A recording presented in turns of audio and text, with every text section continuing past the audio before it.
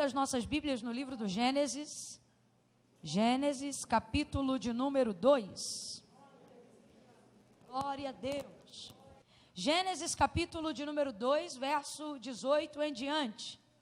Quem achou, diga amém. Amém. Maravilha. Diz assim o texto sagrado.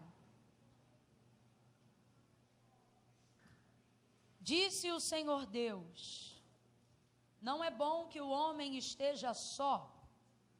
Far-lhe-ei uma adjutora que lhe corresponda.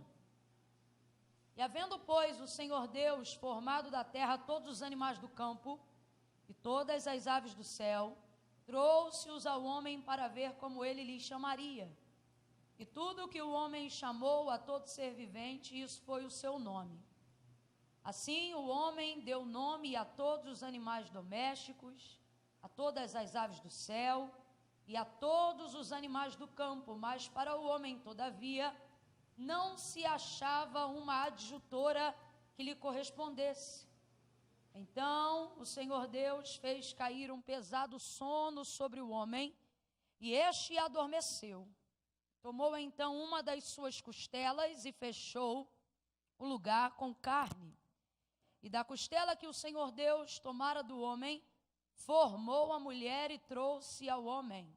E disse o homem: esta agora é osso dos meus ossos e carne da minha carne, e ela será chamada mulher, porquanto do homem foi tomada. E você diga amém. Maravilha, o som ficou perfeito.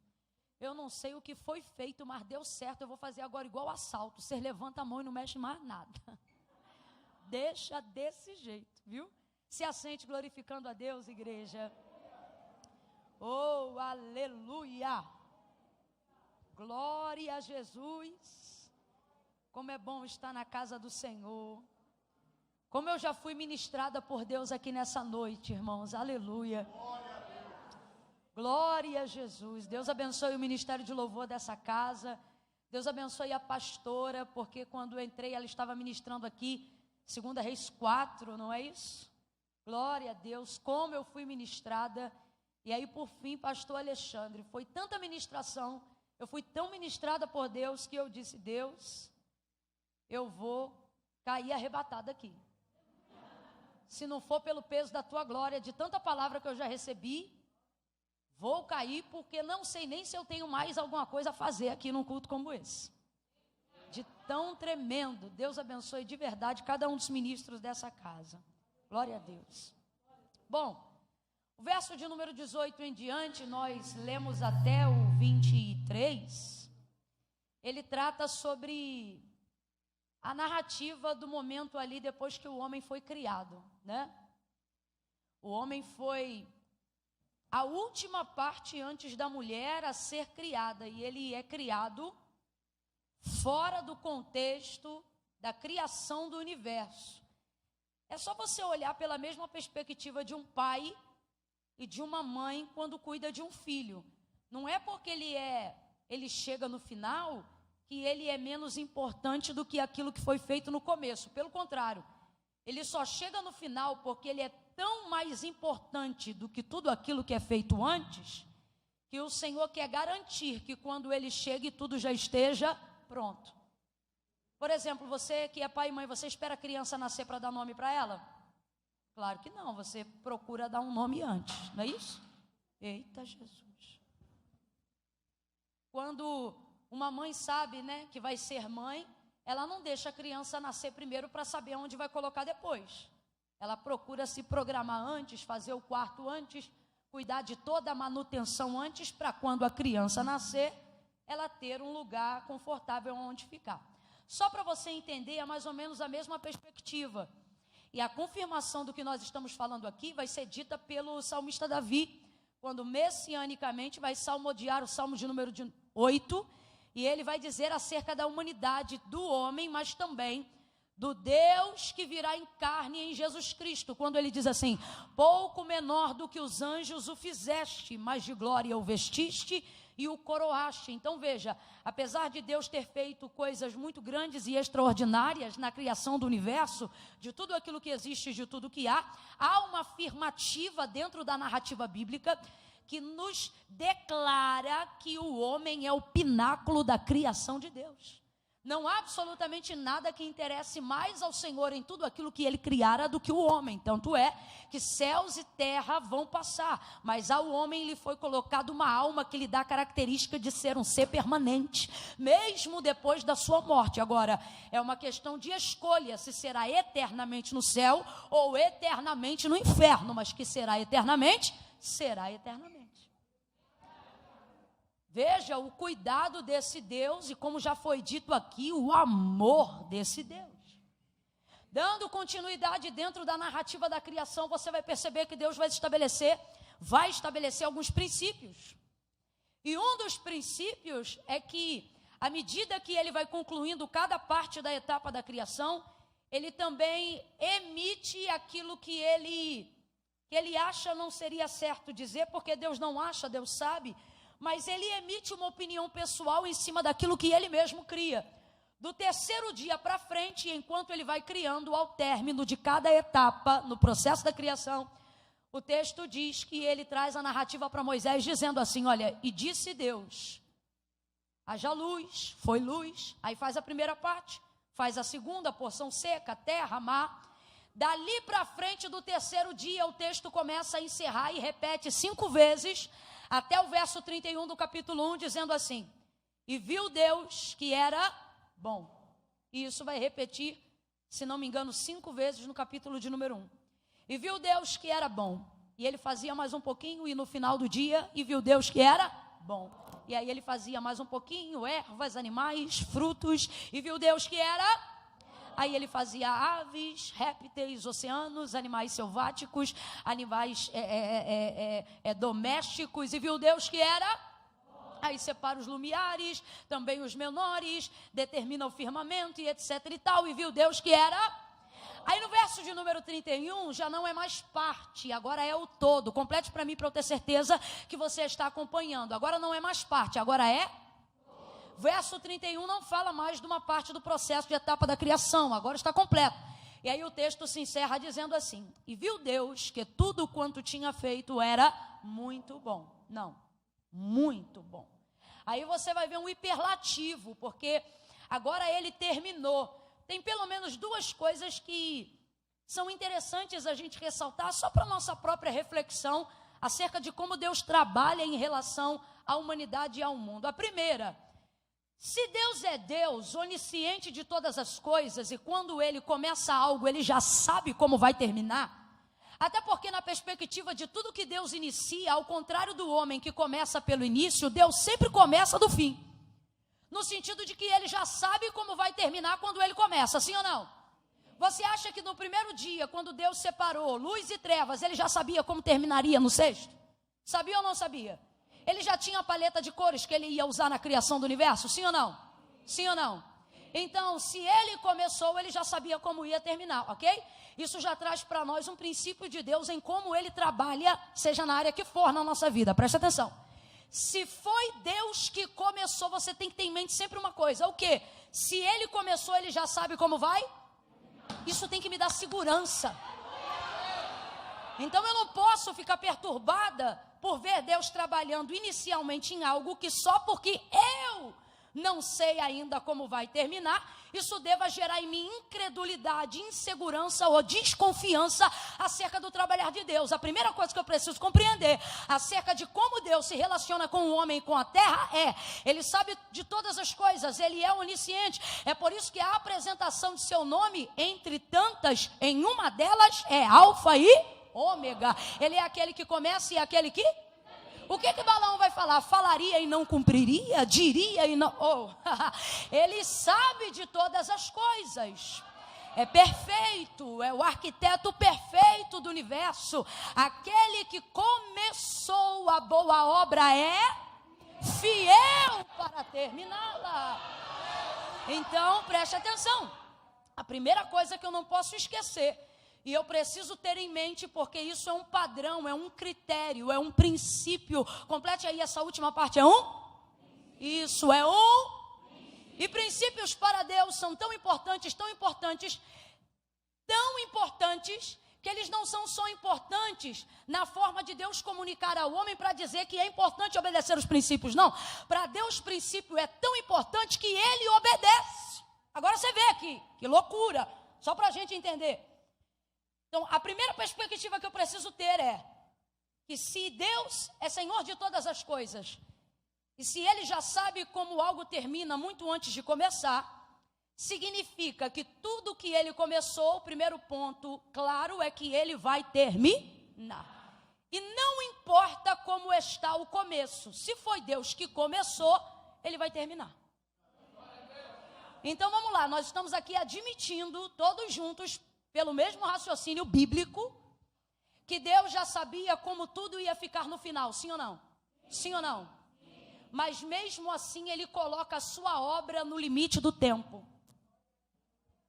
O mesmo Deus que inaugura todo o processo de criação no que nós compreendemos como período de 6 dias, pode ser uma série de coisas, mas nenhuma delas remove o princípio que eu quero estabelecer aqui nessa noite pela palavra. Qual? Deus usou tempo para fazer. E se dentro desse período que nós lemos como 6 dias, se Ele fez tudo o que fez em 6 dias, conscientes somos de que Ele é Deus, poderia também feito num estalar de dedo. Poderia ter trazido para o concreto aquilo que ainda era abstrato na sua consciência? Sim ou não? Deus poderia, numa inspiração, ter imaginado a terra e numa respiração, ter criado tudo? Sim ou não? Mas Ele estabelece o segundo princípio, qual? Há um tempo determinado para todo propósito debaixo do céu. Ele trabalha com o tempo. Então você nunca pode dizer ou achar que Deus não está começando algo só porque ainda não está pronto. Que não é Deus que está fazendo só porque ainda não concluiu. Terceira e última coisa que a gente precisa avaliar antes de vir para o verso de número 18. Deus agora vai, para mim, é a maior lição de todas, nesse tempo que eu tenho observado. Ele já sabe como vai ficar no final. Ele sabe que no final não é parte, é todo. Então vai ficar perfeito. Ele sabe que no final nada mais há do que se acrescentar. E a coisa é tão séria, que depois de Gênesis capítulo de número 1, / capítulo 2, criação do homem e da mulher, Deus não cria nunca mais nada. Tão perfeito Ele é na sua criação, tão perfeito Ele é na sua obra, que Deus traz à existência aquilo que não existia no capítulo 1 do livro do Gênesis, e depois nunca mais cria nada. Mas Camila, e toda licença poética que a gente usa para dizer que Deus traz à existência as coisas que não existem, toda essa licença poética só é concedida sobre inspiração de Gênesis 1. Porque depois de Gênesis 1, Deus não traz à existência mais nada do que não existia. Até a criação do homem foi através de matéria-prima já existente. E assim vai se seguir no Antigo Testamento, seja com os profetas maiores fazendo milagres, seja com Elias e Eliseu, seja com o próprio Moisés no Êxodo, ou seja com os discípulos nomeados em nome de Jesus Cristo. Todos eles só vão realizar milagres, prodígios e maravilhas, fazendo uso de matéria-prima já existente. O próprio Jesus poderia curar absolutamente qualquer pessoa apenas com uma palavra, mas a maioria das pessoas, se não todas, ele fez recurso de algo, nem que fosse para manifestar a existência de uma palavra que já havia sido dita. Para quê? Para honrar o princípio de seu pai, que é qual? Uma vez ele disse e está dito. Quando você começa a estabelecer a crença de que Deus trará à existência novamente coisas que não existem, você anula o verso 31, que é quando ele afirma dizendo assim: já tenho vos dado tudo. Eu tenho vos dado tudo. É isso que está escrito no verso de número 31. Tudo. E ele não está falando só de manutenção humana. Tudo de Deus é tudo. Isso aqui é muito sério. Eu tenho procurado esclarecer as pessoas acerca desse entendimento, porque nós estamos estabelecendo até uma crença, uma fé equivocada em cima de um Deus verdadeiro. E o Deus pode ser verdadeiro, mas se a fé for equivocada, não vai acontecer nada. E o equívoco da fé que temos colocado no Deus verdadeiro é de que Deus depende da minha fé para fazer milagres. E isso é um erro. Eu disse que isso é um? Preste muita atenção, porque eu não estou dizendo que você não precisa ter fé. Não, a palavra de Deus é fiel. É necessário que todo aquele que se aproxima de Deus creia que Ele existe e que Ele é galardoador daqueles que o buscam. Mais do que isso, a palavra de Deus afirma: sem fé é impossível agradar a Deus. Mas você precisa ter uma fé genuína e verdadeira. E o problema é que a maioria das pessoas na última hora caminha com uma fé sentimental. E uma fé sentimental, ela é motivacional. Uma fé sentimental, ela é sensorial, mas ela não tem robustez o suficiente para provocar milagres. Por quê? Porque ela não anda de acordo com o que ela sabe, ela só anda de acordo com o que ela sente. Então, quando você está bem, você tem fé. Quando você está mal, aí você não tem fé. E nem quando você está bem, se a fé for baseada no sentimento, ela terá poder para fazer milagres. E por que não? Porque Deus não reage a sentimento, Deus reage à sua palavra. Por isso Jesus disse assim: se vós estiverdes em mim e as minhas palavras estiverdes em vós, pedireis o que quiserdes no meu nome e vos será feito. Camila, então como eu faço para ter uma fé verdadeira e uma fé genuína? Você precisa crer no que a palavra diz. Por isso o paradigma de fé, baseado em Abraão capítulo 12, é esse: que a fé vem pelo e o ouvir da. Deus não precisou apresentar currículo para Abraão. Hoje aqui qualquer um pode baixar o currículo de Deus. Se ele chegar para você e falar: eu sou Deus, você vai dizer: quem é esse Deus que falou comigo? Aí vai: rapaz, isso aí é o Deus de Abraão, de Isaac e de Jacó. Isso aí é o Deus que abriu uma vermelha, é o Deus que lançou as pragas, é o Deus que... Esse Deus aí é o que tira a água da rocha, é o que cura leproso, levanta paralítico, é o que batiza, é o que salva. Não vai faltar relatos pessoais, familiares, igrejeiros, para falar do testemunho de Deus. Agora, nos dias de Abraão, ele disse assim: Abraão, eu sou. E ele disse: eu acredito. Eu vou fazer de ti uma grande nação. Tudo bem. Mas olha, sai da tua terra. Já estou juntando as coisas. Ele creu. A coisa foi tão séria que isso lhe foi imputado por justiça. Abraão estabeleceu a régua da fé. Em Abraão, Deus decidiu: não preciso ficar aparecendo para ninguém toda hora. Só preciso manifestar a minha. Agora veja como a palavra de Deus é importante. Gênesis capítulo de número 1. Para a gente entender a perspectiva da fé correta. Quem foi que disse amém em Gênesis 1, quando Deus disse: haja luz? Quem foi que disse: eu creio? Quem foi que disse: está ligado? Então responda com inteligência. Nem por pura espiritualidade, nem por ceticismo. Apenas equilibre o que está escrito.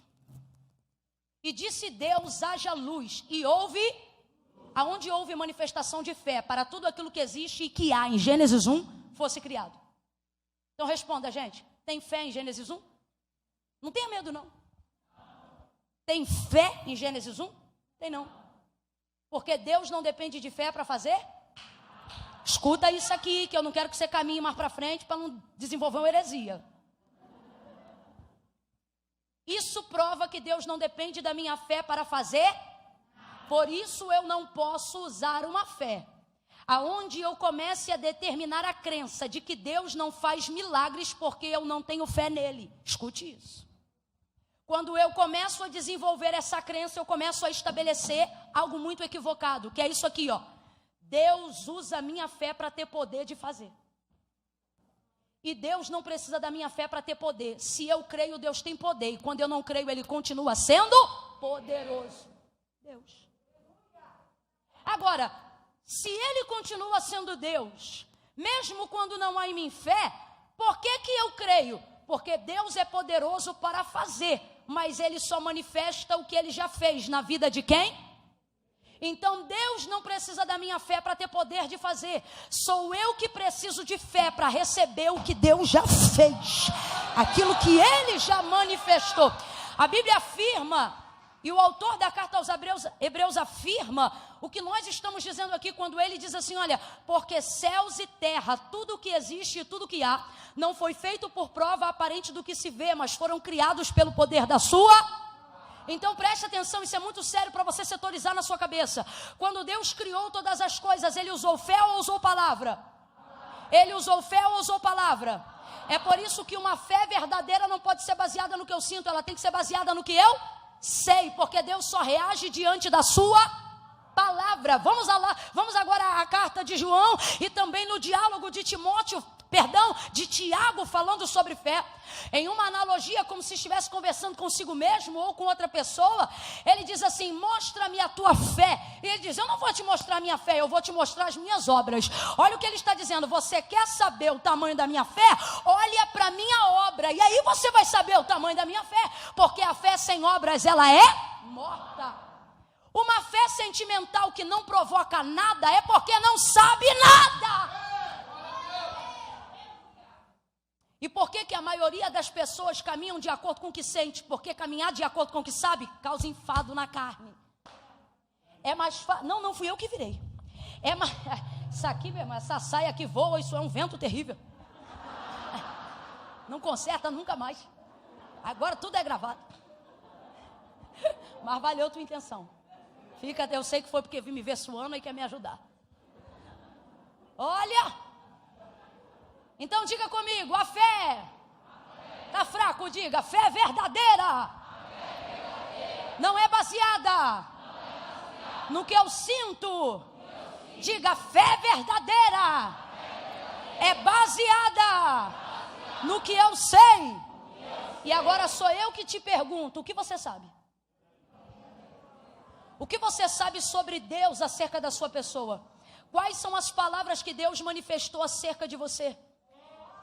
Porque você diz: Camila, não acontece porque eu não tenho fé. E eu te digo, não acontece porque tu não sabe o que Ele disse.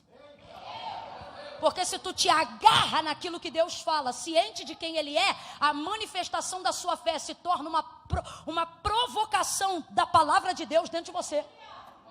É como se depois de ter manifestado a palavra, você não tem absolutamente mais nenhuma outra alternativa a não ser crer.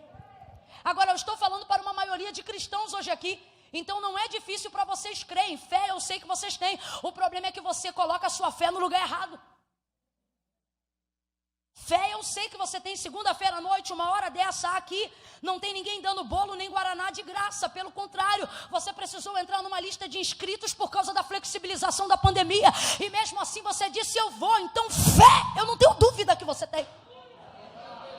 Mas a pergunta é, por que não acontece? Aí você diz: Camila, porque eu não tenho fé o suficiente. Quando na verdade o que está te faltando é conhecimento da palavra, para você manifestar a fé que você tem. Olhe para os homens que tinham suas orações respondidas na Bíblia e veja se eles oravam o que sentiam ou se oravam o que Deus dizia. Veja Abraão orando e veja ele dizendo: porque tu disseste. Veja Moisés no meio do êxodo com Deus. E Deus irado dizendo: Moisés, tira esse teu povo de diante dos meus olhos, porque eu vou consumi-los no furor da minha ira. Veja Moisés olhando para Deus e dizendo: meu povo não, teu povo. Olha o que ele coloca diante de Deus. Ele só coloca diante de Deus a sua, porque Deus se compromete com a sua, se responsabiliza pela sua, se manifesta diante da sua. Aí Deus diz assim: Moisés, eu vou começar uma nova linhagem a partir de ti. É como se ele estivesse decidindo rasgar a linhagem de Abraão. Camila, Deus pode tudo, nunca questione Deus. Só que na verdade ele está provando o coração de Abraão, porque Deus é fiel e ele é justo.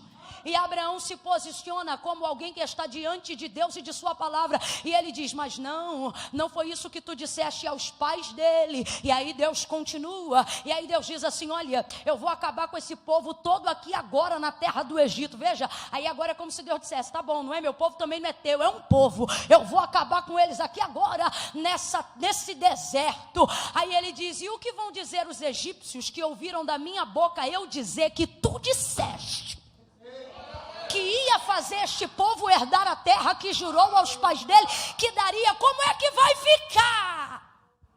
Aí Deus diz: tá bom, então a minha presença vai contigo para te fazer descansar. Só que ele não tem descanso. Por quê? Porque ele está há mais de 1 ano caminhando com Deus como coluna de fogo durante a noite para iluminar o caminho, como nuvem de glória ao redor do arraial para refrigerar durante o dia. E agora Deus está dizendo: eu vou contigo, Moisés. Só que um líder de verdade não usa intimidade com Deus só para beneficiar o próprio umbigo. Aí ele diz assim: comigo não, se a tua presença não for conosco, não me faça sair daqui. Sabe o que ele está dizendo? Nós andamos até aqui com coluna e com nuvem, e se for para chegar em Canaã sem isso, é preferível ficar aqui nesse vale. Veja, caminho de Canaã é caminho de subida. Diga comigo, exaltação. Mas exaltação sem a presença de Deus não significa? É melhor um vale onde tem coluna, é melhor um vale onde tem nuvem. Não é verdade? Mas veja, eles oravam e eles falavam com Deus aquilo que Deus dizia. A gente tem que parar de ser, desculpa a expressão, fresco e sentimentalista. Eu não estou dizendo que você não deve ser sentimental. Todos nós aqui somos providos de alma e a alma determina as nossas emoções. E negligenciá-las é um absurdo. Deus nunca negligencia o sentimento de um homem, nunca. Nunca. Doenças psicossomáticas que não saem na ressonância magnética, que não saem no exame de sangue, que não saem na chapa, e o homem diz: é frescura. Deus diz: vem aqui que eu sei o que é que você tem. Porque Deus não negligencia as emoções da alma humana. Mas veja, o que é se tornar um sentimentalista? É se tornar refém do sentimento. É apropriar-se dele e viver em processo de vitimização. E Deus não responde a isso, gente. Agora eu vou entrar um pouquinho mais fundo. Volta de novo para Gênesis 1. O texto diz: no princípio a terra era sem forma e vazia. Significa que não havia nada, somente trevas. E as águas ficavam onde haviam trevas. Aí o texto diz assim: sem forma e vazia, havia trevas sobre a face do abismo. E o Espírito de Deus. Completa aí, por favor, o Espírito de? O Espírito de? Então tinha trevas, estava tudo escuro, mas Deus estava ali. Estava ou não estava? Porque não tem esse negócio de onde Deus entra e não entra. Salmo 29, do Senhor é a terra, a sua plenitude, o mundo e todo aquilo que nele habita. Salmo de número 139, lembra de Davi dizendo: se eu botar a minha cama no mais profundo abismo, ali o Senhor me vê. E se eu me esconder nas profundezas das trevas, para ti a luz e as trevas são exatamente a mesma coisa. Tu me sondas e me conheces. Então veja, Deus estava ali, sim ou não? O texto não diz que era o espírito das trevas, não era o espírito de Satanás. O texto diz o espírito de? O espírito de? O espírito de Deus estava ali. Segunda coisa que a gente precisa levar em consideração, o texto diz que ele se movia. O espírito do Deus vivo em movimento. Isso é poderoso, sim ou não? Sim ou não, gente? O espírito do Deus vivo em movimento. Isso é poderoso, mas o texto diz que não fazia, não provocava, não criava, não realizava. Não adianta entrar nessa de mover espiritual para tentar justificar ou para tentar substituir a necessidade de conhecimento. Tem Deus, tem mover, mas não acontece. Vou falar rasgado, que é para você tirar essa cara de brisa do rosto e fingir que não está entendendo. Não estou entendendo. Está entendendo sim, filha?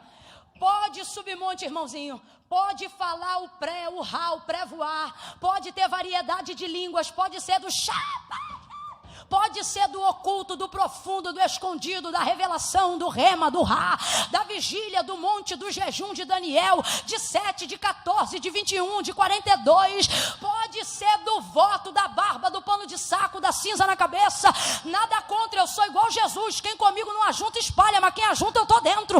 Eu sou do voto, sou da campanha. Também faço propósito de café, de Coca-Cola. Eu tenho as minhas coisas com o Senhor, mas nenhuma delas substitui o quê? Um princípio. Deus só responde a sua palavra. Deus só responde a sua palavra. Pode. Oh meu Deus, aleluia. Levante a sua mão direita o mais alto que você puder. Coloque a esquerda na mesma altura aí agora, por favor, faça isso. Faça isso. No 3, você vai botar a mão no ombro de quem está ao seu lado. E ao invés de ministrar mais fé, você vai ministrar assim, mais palavra. É 1, é 2, é 3. Diga, mais palavra, mais palavra. Fé você já tem, você só precisa de uma direção. Você só precisa de uma palavra. Uma palavra. Fazemos todo ano uma lista de coisas. Fazemos todo ano uma lista de propósitos. Fazemos todo ano uma lista gigantesca, seja de promessas ou de pedidos para Deus. Uma lista enorme. Tem igrejas aí que dão até o papelzinho para a gente escrever. Eu acho isso fantástico. E tem gente que precisa de 3 papéis para dar conta de escrever tudo que precisa. Por quê? Porque você acha que precisa de todas essas coisas. E você só acha que precisa de todas essas coisas, não que você não precisa, mas porque a palavra de Deus não tem a primazia que deveria ter na tua vida. Todos nós sempre precisamos de muitas coisas. E se você apresentar diante de Deus uma a uma a necessidade de todas as coisas, sempre terá uma lista muito grande e falta de prioridades enquanto escreve.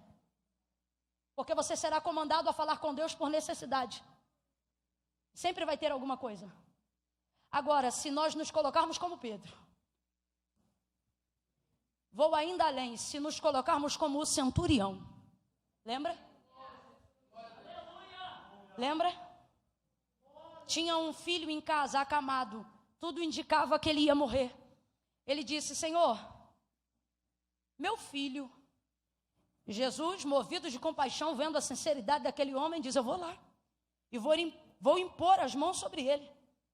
E ele vai ser curado. E ele disse: não, eu não sou digno de que o Senhor entre em minha casa. Mas veja bem, eu tenho conhecimento sobre princípio de autoridade.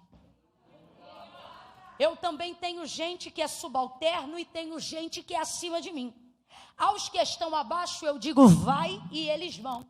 Aos que estão acima eles me dizem: vem, e eu venho. Então eu sei. Ora, baixa na candalaba. Ele não diz eu sinto, ele diz eu. A fé dele em Jesus não está baseada no que ele sente pelo filho. A fé dele em Jesus está baseada no que ele sabe sobre a autoridade. Aí ele diz: eu sei que basta uma palavra. Meu Deus, você diz assim, ó: eu preciso de uma máquina de lavar, eu preciso de um plano de saúde, eu preciso de uma porta de emprego, eu preciso de um marido, eu preciso do buffet do casamento pago, eu preciso do estágio, eu preciso me matricular na faculdade, eu preciso sair do aluguel. Um monte de solicitações você tem. Eu preciso, aí você vive precisando. Se tu viesse para o culto e dissesse: eu preciso de uma palavra, basta uma palavra. Uma palavra. Por quê? Porque se tu precisa de plano e Deus te dá o plano, tu só tens o plano. Se tu precisas de um carro e Deus te dá o carro, tu só tens o carro. Se tu precisas de uma casa e Deus te dá uma casa, tu só tens uma casa. Mas se tu tens uma palavra, tu tens a chave de Davi na tua mão. Se tu tens uma palavra, tu serás governado pela palavra. Pare para pensar. Tudo que Abraão tinha era uma palavra. E Deus não se manifestava para ele toda hora, não. Deus apareceu no 12, depois apareceu no 17 e depois apareceu novamente só no 21. Vai ouvindo aí, isso tudo no intervalo de 25 anos. Mas isso foi o suficiente para Abraão subir, descer, enriquecer, prosperar, ter filho, ter servo, ter riqueza, prosperidade, honra, nome engrandecido. E se alguém perguntasse: Abraão, como é que você conseguiu ter casa? Abraão, como é que você conseguiu ter Isaac? Abraão, como é que faz para ter tantos servos nascidos de servos dentro da sua própria casa? Abraão diria: isso tudo aconteceu baseado em uma... Eu não falo. Ele diria: ei, eu recebi de Deus uma palavra, uma direção, e isso foi o suficiente. Por quê? Porque céus e terra passarão, mas as minhas palavras nunca hão de passar. Oh, meu Deus. A palavra de Deus é a bússola, a palavra de Deus é a orientação. Enquanto tu te tornar dependente de profecia e revelação, tu serás guiado. Mas quando tu entenderes que tudo que Deus manifesta do lado de fora depende do crivo de palavra que você avalia e discerne do lado de dentro, tu nunca mais serás enganado por ninguém. Disse Jesus: as minhas ovelhas conhecem a minha voz, que é a minha. Tem gente que fica indignado com o falso profeta. Eu também fico, mas fico mais indignado com quem cai na lábia dele. Porque se não conhece a voz de Deus que se manifesta do lado de fora, é porque não fala com ele em casa. Não fala com Deus em casa. Aí qualquer voz fica em confusão. E eu não estou falando de timbre de voz nem de oratória não, irmãos. Eu estou falando que não há palavra, não há profecia, não há revelação, não há sonho que não precise passar por esse crivo aqui. Ah, porque eu tive uma revelação. Conte aí. Contou a revelação. Não tem lé com cré? Ou quebra algum princípio daqui? Dormiu de barriga cheia. Não é revelação. Porque Deus não quebra princípio nem para cumprir promessa. Mas a quem cumpre princípio, Deus faz os sinais perseguirem até alcançarem aqueles que creem. Agora veja, aqueles que creem o quê? Nos homens? Não, aqueles que creem na sua. Deus coloca Ebal e Gerizim, estabelece a lei para Moisés entregar ao seu povo. No Ebal ele lança as maldições de quem ia escolher não obedecer. E no Gerizim todas as bênçãos de quem escolher obedecer. Ele não usa a boca de Moisés dizendo, se vocês crerem, ele diz assim, vocês escolhem hoje o que vocês vão obedecer. Então, dizer que tem fé só é comprobatório quando eu me submeto a uma palavra. Volta para Gênesis 1. O Espírito de Deus se move, mas não executa nada. Por quê?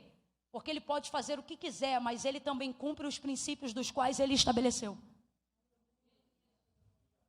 E um desses princípios é esse. Deus só reage de acordo com a sua palavra. Palavra. Vamos para o final, para o verso 31. Ele conclui todas as coisas. Quarto princípio. Se Deus começou algo e ainda não está bom, não significa que Deus não começou. Só significa que ele ainda não. Quinta e última coisa, e eu entro no verso de número 18. É aqui que Deus nos ensina qual é o comportamento de quem está debaixo de uma palavra. Do terceiro dia para frente, ele começa a dizer assim o texto. E viu Deus que era... Vamos lá, a gente já fez. E viu Deus que era... Viu Deus que era... Viu Deus que era... Se ele já sabia como ia terminar, como nós já entendemos aqui pela palavra... Por que não dizer como estava tudo no final, se já sabia que no final ia ficar muito melhor do que no meio e do que no começo? Mas não. Ele termina um dia e diz, bom, eu acho mó barato que Deus não tem falsa modéstia. Ele faz um negócio, não pergunta para ninguém, ele olha para o que ele fez e ele diz, bom. Por isso que você tem que ficar com o que Deus sabe, porque o restante só acha. Deus sabe. Bom. Ele já sabe como vai terminar, mas durante o processo ele diz, bom. Deus não espera terminar para dizer o quanto está bom enquanto trabalha. Não, aumente a sua sensibilidade. Quem inventou culto de ação de graça depois de bênção recebida foi a gente. Jesus nunca fez isso. Ele nunca esperou terminar para agradecer. Nunca. Ele nunca deu graças depois do milagre, mas antes...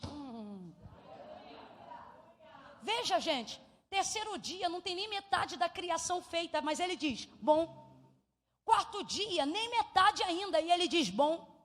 Quinto dia, aí a gente já considera mais de 50% pronto, aí ele diz, bom. Ele sabia que no final não ia ficar bom, ia ficar? Mas ele não espera chegar no final para render graças, para demonstrar como está bom, mesmo que ainda não tenha concluído. Eu quero ministrar sobre a tua vida que o Espírito de Deus te dê um espírito voluntário, que o Espírito de Deus te dê um espírito animado, um espírito grato, que o Espírito de Deus te influencie e te sensibilize a compreender que você pode não morar na casa que gostaria, mas pode dar graça pela que tem hoje, a compreender que você pode não estar fazendo a faculdade que gostaria, mas agradeça pelo vestibular que você tem hoje, a agradecer porque talvez você não está segurando o diploma que queria na mão, mas também já passou da terceira série do ensino fundamental como os seus pais, Oh, levante as suas mãos e renda graças. Talvez o seu marido ainda não está convertido como você gostaria, mas o Senhor ainda tem guardado o teu casamento até hoje. Vai ver, o seu filho ainda não voltou para a casa de Deus, mas mesmo numa boca de fumo não tem uma bala na cabeça dele, porque o Senhor é quem tem guardado a tua casa. Deus está dizendo: ei, não é porque a minha obra não acabou que você tem que ficar de boca fechada, mas aquele que leva a preciosa semente andando, chorando, voltará sem dúvida trazendo consigo os seus molhos de alegria. Deus está dizendo a algumas pessoas aqui: por que tu tarda em celebrar?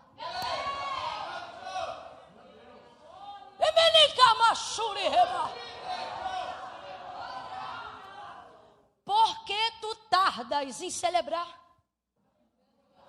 Por que tu está planejando entregar sua vida para Jesus só domingo?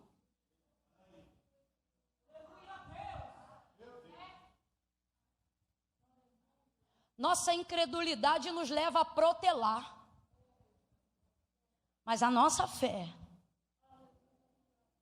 está sempre pronta a viver o que Deus tem para a gente agora.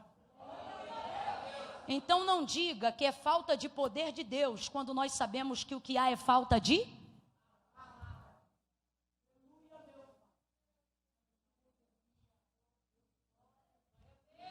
Jó viveu um momento desgraçado terrivelmente na vida dele.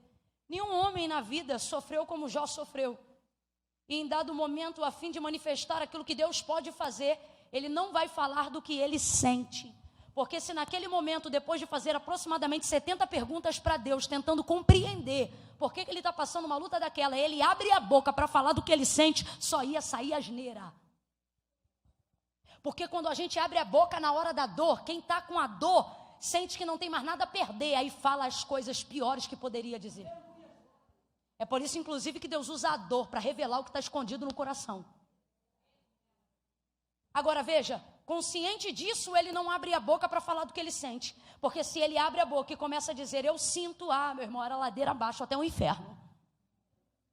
Mas ele abre a boca e vai fazer então o texto áureo da esperança, que nós mencionamos até hoje. Sentindo úlceras que perfuravam até o seu osso, sentindo a pele arder como quem tinha fogo sobre a pele, sentindo os cabelos caírem como se já fosse um zumbi. Tamanho era o estado de sua magreza e da sua enfermidade, febre diária, insônia todo dia, e por fim ele começa a desejar a morte, e quando a morte já não lhe é o bastante, ele diz, era melhor que eu tivesse sido um aborto dentro do ventre da minha mãe, assim eu não tinha passado por isso, e não tinha permitido ninguém passar pelo que eu passei, vivendo a culpa e o senso de responsabilidade, por sua casa ter desabado. Se ele abre a boca para falar o que sente, ele rompe relacionamento com Deus. Mas não, ele não vai basear seu relacionamento naquilo que ele sente, porque relacionamentos que são baseados no que sente só duram enquanto a paixão arde. Mas gente que está numa plataforma segura, imutável, como a palavra de Deus, filho, só para você entender aí, deixe-me sentir a firmeza do chão, bata aí por favor, deixa eu ver, está sólido, está firme. Agora olhe para o céu, olhe para cima. Você está debaixo de uma cobertura, sim ou não? Sim ou não? Isso dá a nós senso de proteção, sim ou não? Se chover lá fora, chove aqui dentro? Não, porque nós estamos debaixo de uma cobertura. E o chão é a mesma coisa, só que Deus te trouxe nessa noite para dizer, e se eu te disser que o chão que tu acredita ser seguro e o teto que tu julga te cobrir, eles podem passar no dia que essa igreja fizer uma obra, mas a minha palavra é mais sólida do que esse chão que você pisa, é mais firme do que a cobertura que tem sobre a sua cabeça. Então você não pode andar baseado no que sente, você precisa andar baseado no que sabe. E Jó, consciente disso, não vai abrir a boca no auge da sua dor para falar do que ele sente. Ele vai abrir a sua boca no auge da sua dor para lembrar do que ele sabe. E aí então ele diz, eu sei. Quem lembra, gente? Quem lembra? Ele diz, eu sei que o meu Redentor vive e que por fim ele se levantará sobre a terra. Levante a sua mão e celebre aquele que vive. Mas tem gente, oh aleluia, oh glória a Deus, oh glória a Deus. Tem gente aqui hoje que diz assim: Camila, eu vim hoje aqui arrastada porque eu me sinto morta. Eu vim hoje aqui arrastado porque eu me sinto como morto. Mas a palavra de Deus está? E eu vou te falar, irmão. Camila, e o verso 18, Deus não quis. Não, eu tentei. Falei, Jesus, vou falar isso aqui é lindo, essa mensagem é linda. Mas fui contextualizar no capítulo 1, Deus disse para mim, fica aí. Isso aqui é fé baseada em sentimento. Não importa o que eu sei agora, importa o que eu estou sentindo. E eu queria que tu estivesse aqui antes. Só que fé no passado não resolve nada. Aí ele continua animando e ele diz assim, ela diz assim, eu sei, ele vai ressuscitar. Jesus diz, ele vai ressuscitar. Aí ela tira a fé do passado e coloca direto no futuro. Eu sei, naquele grande dia. O eu sei de Marta no grego é eu creio, sabia? Então, preste atenção. Marta tem fé ou não tem? Tem fé ou não tem? Mas fé baseada no que você sente não vai fazer por você? Aí eu vou te perguntar de novo, Jesus precisa de Marta para ressuscitar Lázaro? Não, porque ele já havia tomado a sua. Mas mesmo assim ele não vai para a porta do sepulcro enquanto não corrige a fé dela. Ele chega, se tu estivesse aqui, meu irmão não tinha morrido, diz ela, fé no passado. Aí Jesus tira a fé dela do passado, dizendo, teu irmão vai ressuscitar. Ela pega a fé e joga no futuro, eu sei, eu creio, naquele grande dia. Aí Jesus tem que tirar do futuro e botar a fé no único lugar que ela tem que ficar. É aonde, gente? É aonde, gente? Se a fé no passado não resolve nada, e no futuro ela não tem... Ora, Camila, como no futuro não tem poder? A Bíblia diz que a fé é a expectativa das coisas que se esperam, mas não se espera no futuro, se espera? Porque no futuro acontece. Então você precisa ter fé no presente. Marta, é Jesus que está diante de você. Mas ela está tendo uma fé baseada no que sente. Aí ele fica ali tentando corrigir, aí ele pega a fé dela agora do passado e tenta alinhar no presente, Marta. E eu amo isso aqui, irmãos, porque Jesus é a única pessoa em carne, na história da humanidade, que passou por aqui, que tem o poder de conjugar a condição verbal de quem ele é em qualquer tempo. Porque ele é o mesmo ontem, o alfa e o princípio e o... Jesus é tão Jesus, que se ele quisesse se adequar à fé do passado, ele poderia. Isso seria útil para ele, mas para Marta isso não ia significar. E ele não está ali para se autoafirmar como Deus, porque ele sabe quem ele está ali para animar a fé de... Se ele quisesse, ele poderia conjugar no passado e dizer, Marta, eu fui a ressurreição e a vida. Camila, por que ele poderia dizer isso? Porque a Bíblia diz que o cordeiro já estava preparado antes da fundação do mundo. Então, o antes que ela usou para falar de passado, ele também se move lá, mas só ele se move. Se ele quisesse, ele poderia ter dito isso. Marta, eu fui a ressurreição e a vida. Porque Jesus não é plano B, como as pessoas pensam. Ele é plano original desde sempre. Guarde isso, antes do haja luz já havia cruz. No plano de Deus, se ele quisesse poderia ter conjugado no passado, mas ele não conjugou, porque no passado isso não vai resolver. Também poderia ter conjugado no futuro como evidência do Calvário que vai acontecer daqui a pouco. Poderia ter dito, Marta, eu serei a ressurreição e a vida, mas não, ele vai respeitar o tempo de Marta. Por quê? Porque ele pode ter sido, ele pode ser sempre, mas Marta só é o que é agora. Então, ao invés de dizer, Marta, eu fui, e ao invés de dizer, Marta, eu serei, ele olha para Marta, gente, e ele conjuga no presente, e ele diz, Marta, eu sou a ressurreição e a vida. Olha o que ele está dizendo através destas palavras. Não ressuscitei teu irmão antes. Pois é, se tu estivesses aqui antes, ele não teria morrido. Mas Marta, bota a tua mente no lugar. O que eu não fiz antes não muda em nada o que eu estou para fazer. Está na hora de você entender isso. Que aquilo que Jesus fez ou não fez no seu passado não tem o poder de mudar aquilo que Ele está disposto a fazer agora. Então, ao invés de ficar chorando pelo que você viveu, ou ficar chorando pelo que você gostaria de ter vivido, Ele está dizendo: levanta a cabeça e te prepara para o que tu vai viver agora.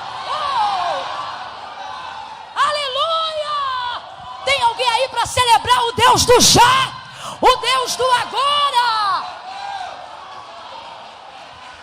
Marta, nem 4 dias atrás, nem 4 dias depois, eu vim aqui para te dizer que o teu irmão vai ressuscitar hoje, agora. Chama Maria. Vem, Maria. Mesma coisa. Se tu estivesses aqui, meu irmão não teria morrido. Aí ele: me mostra onde está o sepulcro.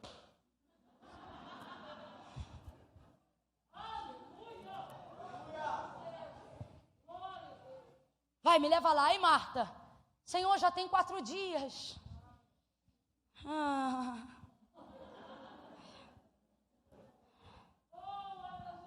Você ri de Marta, mas fez muitas vezes como ela.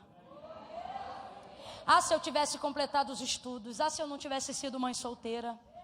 Se eu tivesse conhecido Jesus antes. Jesus está dizendo: enquanto você ficar nesse antes, tu fica lá. Mas quando você entender quem está diante de ti, agora.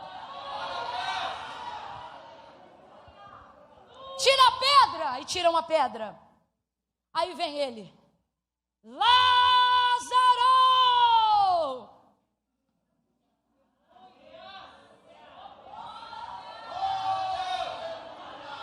Chamou uma vez só. Rapaz, tem um amigo meu que quando prega essa passagem, ele fala um negócio tão forte. Ele diz assim: Camila, eu tenho para mim que Jesus não disse de cara: levanta e nem sai para fora, porque Ele é tão poderoso, tão poderoso, tão poderoso, que Ele teve que selecionar qual o Lázaro que tinha que vir. Porque se Ele diz sai para fora, saía todo mundo de uma vez só. Ele chama só pelo nome e Ele diz: Lázaro, vem para fora. E o texto diz que ele sai todo enfaixado. Camila, mas 4 dias já não está em decomposição? Camila, mas 4 dias já não está fedendo? 4 dias, Camila, o rim já não parou? Há muito tempo. Mas Jesus chamou.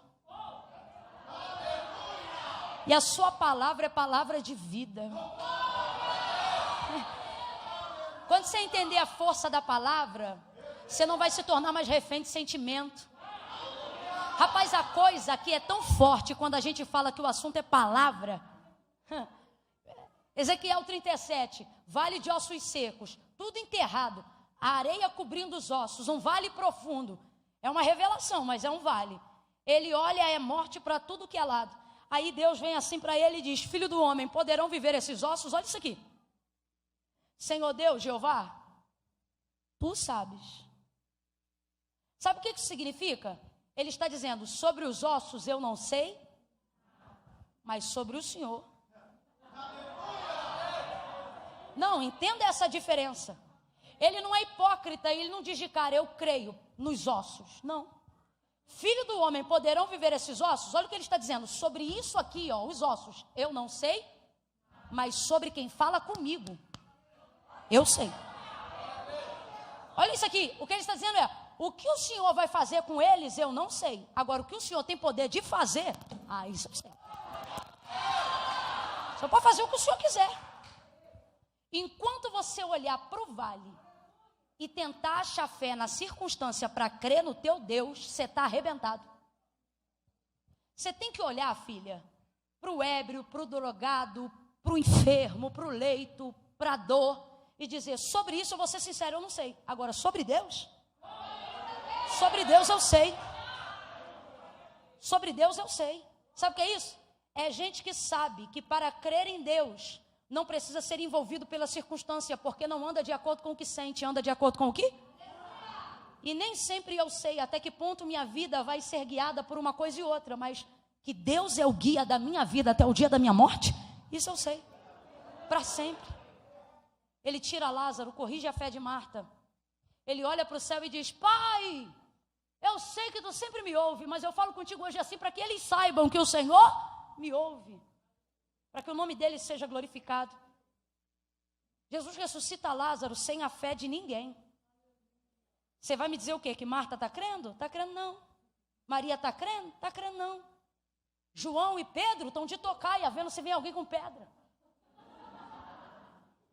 Mas Jesus está ali fazendo milagre baseado na fé deles? Baseado na fé dele, hein? No Pai.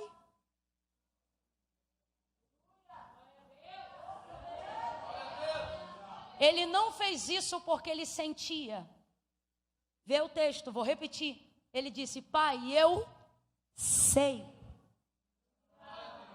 que tu sempre me ouve. Eu sei. Ouvir alguém pregando é muito bom, mas quer ter fé de verdade? Aprende a ler a Bíblia. Mensagem de YouTube é uma injeção de ânimo, mas não vai sustentar a tua vida toda.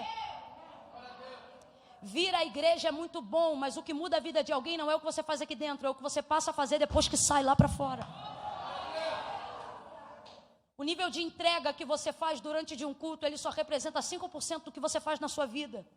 O pastor fez aqui uma lista de horas e ele falou: e o restante das horas? Mais de 164 horas, um negócio assim na semana, né? O que você faz nesse tempo?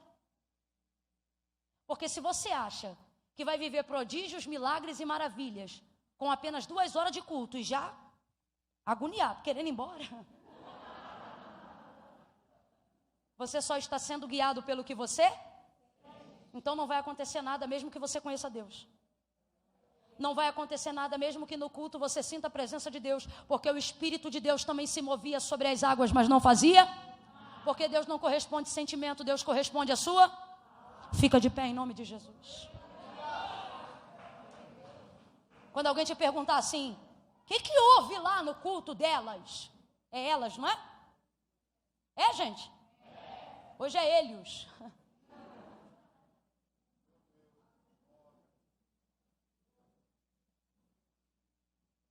E perguntarem assim: o que você sentiu? Você vai dizer: olha, o que eu senti eu ainda estou discernindo. Mas se você perguntar o que eu aprendi, o que eu agora sei, porque no final, irmãos, toda experiência que não passar pela palavra será passageira. Eu vou falar de novo. Toda experiência de vida com Deus, se ela não passar pela manifestação da palavra, ela tornar-se-á passageira. Tem que passar pela palavra. Você sabe por que você começa uma devocional, uma campanha e nem sempre encerra? Ou quando encerra, você vai do auge do cristianismo ao limbo da apostasia? Porque você acredita que só dá para ter manutenção no relacionamento com Deus se tiver uma necessidade, um alvo. Eu vou fazer essa campanha até sair do aluguel. Vou fazer essa campanha até meu pai sair do hospital. Vou fazer essa campanha até eu me casar. E sabe o que acontece? Depois que casa, depois que o pai sai do hospital, depois que sai do aluguel, você perde conteúdo com Deus. Só que o Senhor está dizendo: ei, eu tenho muito conteúdo para andar com você ainda. Muita coisa que eu quero te fazer conhecer sobre mim. Mas você precisa parar de ser movido só pelo que você sente. Eu tenho uma agonia de crente que diz que só faz o que sente, irmãos. Rapaz, isso é tão perigoso, porque o auge dos sentimentos está na alma. E o âmago da alma, a Bíblia trata como rins ou coração. E o que a Bíblia diz sobre o coração dessa galera que diz que só faz o que sente no coração? Que o coração é o quê? Então por que tu tem essa mania de só fazer o que sente? Só perdoa se sente, só oferta se sente, só ajuda se sente. Um crente de verdade não faz só o que sente. Pelo contrário, quanto mais crente, mais ele confronta o que sente, para fazer o que deve ser feito. Quem aqui já pediu perdão quando não fez nada? Você falou: vou pedir perdão. Você sentiu de pedir perdão? Sentiu nada, Deus te espremeu pela palavra de tudo que é lado. E os que vêm na igreja e dizem assim: ah, eu só vou dar glória se eu sentir. Eu gosto mais dos outros, que é os que sabem o Salmo 29. Ai ao Senhor, ó filhos dos poderosos, a glória que é devida ao seu nome. Camila, o que é isso? Crente de verdade não espera sentir para fazer, ele faz até sentir. Eu conheço crente, irmão, que rompe em oração. Quem é que já começou a orar cansado, sem vontade, sem ter o que dizer, mas agarrou no altar da oração e falou: só vou sair daqui depois que eu sentir. A gente vai guerreando, a voz não sai, e a gente vai até suar. Às vezes, o único líquido que você vai derramar enquanto ora é o do suor, porque as lágrimas não vêm. Mas louvado seja Deus, porque não é sobre o que a gente sente, é sobre o que a gente sabe, conhece. Deus está dizendo: se você viver a sua vida para corresponder à palavra, a palavra vai corresponder você. E não é uma questão de sentimento, é uma questão de princípio. Você quer ver uma outra coisa? Camila, eu venho à igreja, mas eu não sou crente não. Aí eu digo: eu sei que você é crente. Não sou não, eu venho porque eu gosto. Não, você é crente. Irmão, quem não é crente não frequenta igreja cristã. Não, eu venho porque eu gosto. Se gosta é porque é crente.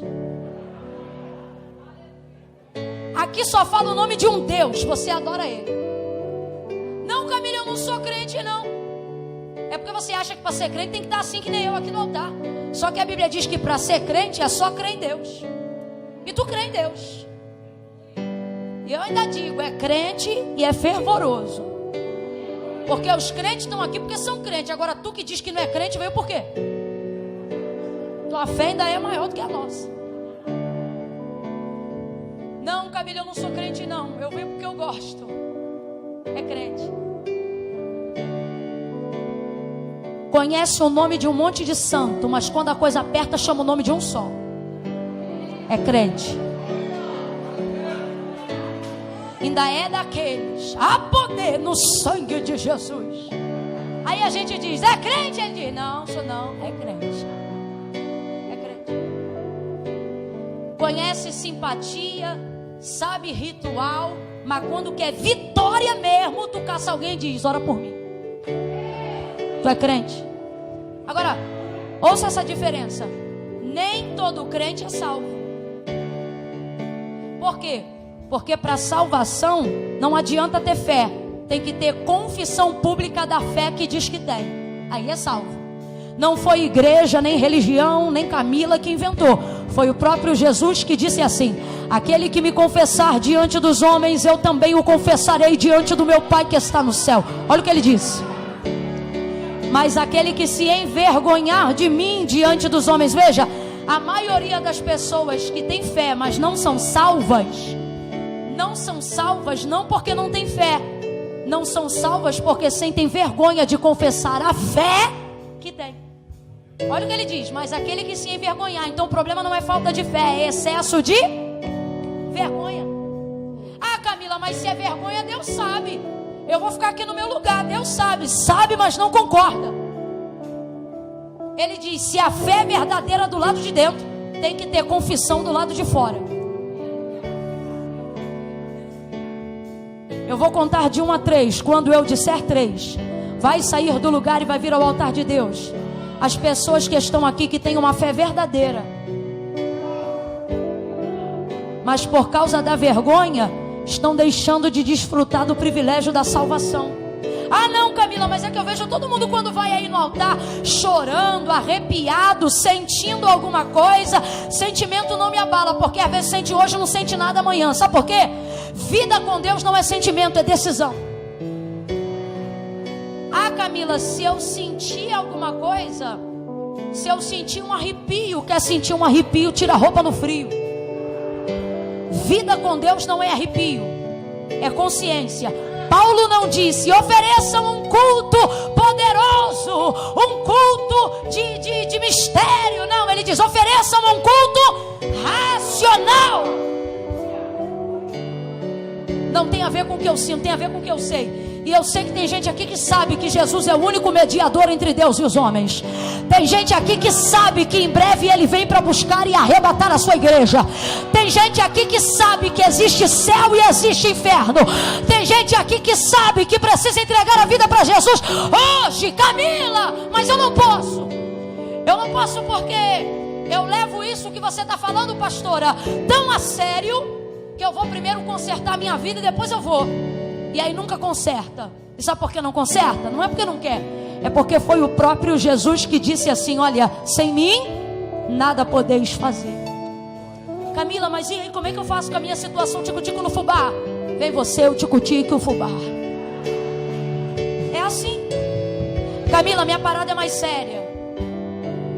Meu problema é que eu trago um bagulho aqui no bolso. Inclusive eu tô com 3 clientes aqui para entregar hoje, depois do culto. Traz o teu bagulho. Se o fornecedor estiver aí, pergunta se ele quer vir também. Porque Jesus não disse se arruma e vem, mas ele disse: vinde a mim. Amanhã? Não, porque a hora não é amanhã, a hora é: vinde a mim todos vós que estáis santos e perfeitos. Vinde a mim todos vós que estáis cansados, oprimidos, sobrecarregados, atribulados, enrolados. Ele não disse eu vos julgarei, ele disse eu vos aliviarei. Tem alívio de Deus, tem alívio de Deus, tem alívio de Deus.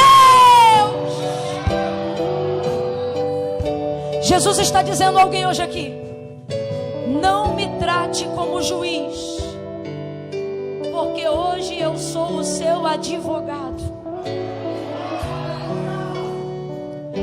Promotor de acusação, Satanás. Ops, ei. Não é a tua consciência que diz que você não pode vir. É o diabo que faz uso da voz da tua consciência para dizer que você não pode vir. Só que o Senhor está dizendo: se eu te chamo é porque eu te garanto. Não, Camila, eu fiz um pacto aí esses dias. Segura aí só um pouquinho. Eu fiz um pacto aí um tempo. Foi coisa séria de sangue. Eu posso vir na igreja, só não posso entregar a vida para Cristo, porque eu fiz coisa séria. E o Senhor está dizendo: me diga aí, qual foi o sangue que você derramou, que o sangue do meu filho não pode cobrir essa dívida. Não importa quem está do teu lado, vire para toda pessoa que estiver ao seu lado agora e diga para ela: está pago. E se o diabo diz que você deve, é mentira. É mentira. Está pago. Agora, Camilo, o que eu preciso fazer? Você tem que tomar uma decisão. E Camila, como eu faço isso? Tomo aqui no meu coração. No seu coração eu sei que você já tomou antes de eu começar a pregar. Quando você se arrumou e veio para o culto, decisão você já tinha. Segunda-feira, num culto, com uma palavra que mais pareceu doutrina. Seu coração já é de Jesus. Crente você já é. Agora você precisa ser salvo. Porque nem todo crente é salvo, mas todo salvo é crente. Aí tem que entregar sua vida para Jesus. Camila, eu estou sentindo de ir no altar receber uma oração, mas é que eu sou crente de uma igreja aqui, então não vem não, que eu não estou te chamando não. Não, mas é que eu estou sentindo de orar. Ore aí onde você está. Só vai vir no altar agora quem sabe. Camila, sou eu. Deixei minha vida enrolar muito tempo e muitas vezes porque eu queria me guiar pelo que eu sentia. E sabe o que eu sentia? Que Deus não tinha uma obra na minha vida, ou que Deus não podia me usar porque eu tenho uma vida errada, ou que Deus não tem uma obra na minha vida porque eu tenho que resolver isso aqui. Isso tudo é sentimento. Hoje eu estou te entregando palavra, e a palavra de Deus é esta: se credes com o teu coração, basta com os teus lábios confessares, e aquele que confessa e deixa alcança misericórdia. Se o Filho do Homem vos libertar, verdadeiramente sereis.